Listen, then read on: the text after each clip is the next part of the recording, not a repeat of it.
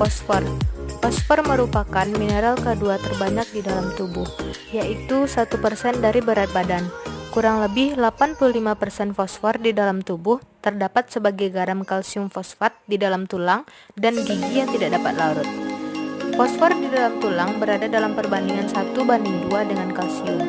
Fosfor selebihnya terdapat di dalam semua sel tubuh, separuhnya di dalam otot dan di dalam cairan ekstraselular. Sumber fosfor terutama berasal dari hewan dan sumber sintesis seperti bone meal, rock fosfat, dan diflupinated rock fosfat. Sumber fosfor lainnya adalah susu, yang merupakan sumber penting kandungan 95 mg persen.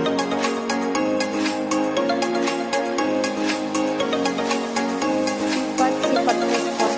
Jadi, fosfor ini memiliki sifat fisika dan kimia, di mana sifat fisika fosfor yang pertama yaitu dari segi warnanya, ada yang tidak berwarna, ada yang berwarna merah, dan ada yang berwarna putih.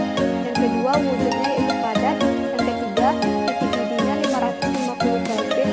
Yang keempat, titik lelehnya 317,3 Kelvin. Yang kelima, massa jenis fosfor merah yaitu 2,34 gram per cm kubik. Massa jenis fosfor putih yaitu 1,823 gram per cm kubik. Massa jenis fosfor hitam yaitu 2,609 gram per cm kubik. Kemudian energi ionisasi fosfor putih yaitu 1011,8 kJ per mol. Secara umum, fosfor membentuk padatan putih yang lengket yang memiliki bau tidak enak, tetapi ketika murni menjadi tidak berwarna dan transparan. Fosfor putih mudah menguap dan larut dalam pelarut non-polar benzena. Fosfor merah tidak larut dalam semua pelarut. Yang kedua yaitu sifat kimia fosfor. Yang pertama, fosfor putih bersifat sangat reaktif, memancarkan cahaya, mudah terbakar di udara, beracun. Fosfor putih digunakan sebagai bahan baku pembuatan asam fosfat di industri. Yang kedua, fosfor merah bersifat tidak reaktif, kurang beracun. Fosfor merah digunakan sebagai bahan campuran pembuatan pasir halus dan bidang gesek reaktif. Angka kecukupan gizi untuk mineral makro fosfor yaitu terbagi dalam kelompok umur bayi atau anak.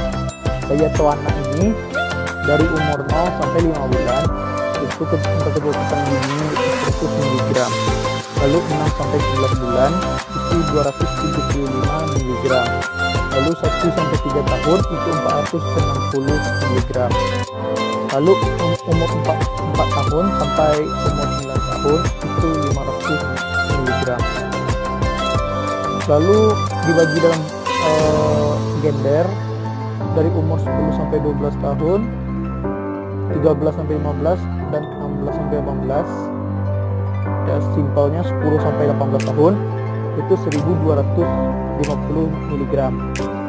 Lalu yang umur 19 tahun sampai 29 tahun ke atas itu 700 mg. Untuk gender perempuan dari umur 10 sampai 29 tahun sampai umur 18 tahun itu 1250 mg. Terus 19 tahun sampai umur 18 tahun itu 700 mg, sama aja kayak laki. Lalu untuk dalam masa kehamilan tidak ada pertambahan apapun, baik dari trimester 1, 2, dan 3 tidak ada pertambahan. Sumber bahan makanan fosfor yang utama adalah bahan makanan dengan kadar protein tinggi seperti daging, unggas, ikan, dan telur, dan juga biji-bijian, terutama biji-bijian itu juga banyak mengandung fosfor. Bahan pangan yang kaya protein dan kalsium biasanya juga kaya akan fosfor.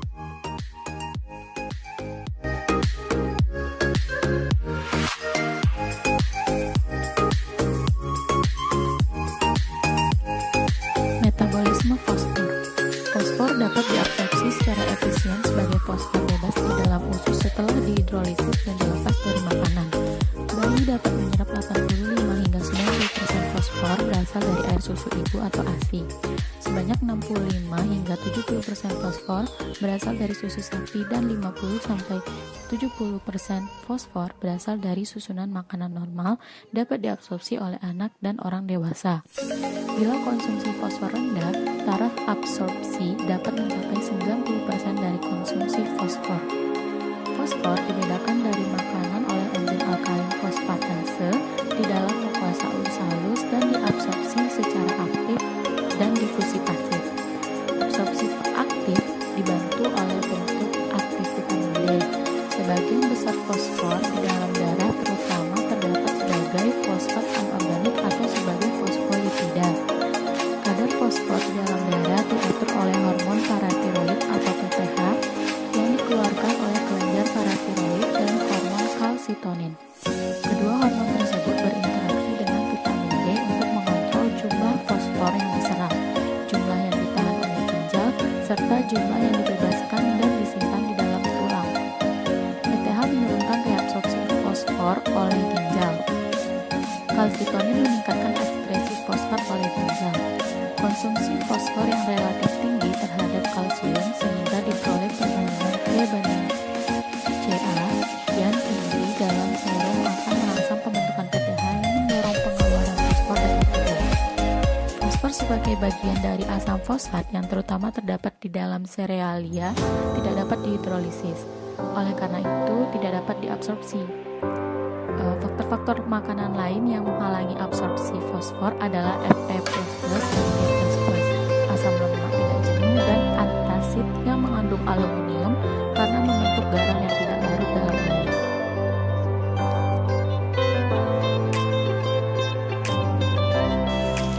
Fungsi fosfor. Fosfor berfungsi dalam pemeliharaan tulang dan gigi, memberi energi untuk metabolisme lemak dan pati, sintesis DNA, yang berperan dalam pembentukan sel baru, serta penyerapan dan pemakaian kalsium dalam tubuh. Kekurangan fosfor akan menyebabkan tubuh akan terasa ngilu, nyeri sendi dan otot serta lemah pada otot, dan dapat juga menyebabkan beberapa penyakit seperti anoreksia, kerusakan tulang, dan hipofosfatemia. Kelebihan fosfor dapat mempengaruhi penyerapan dan penggunaan kalsium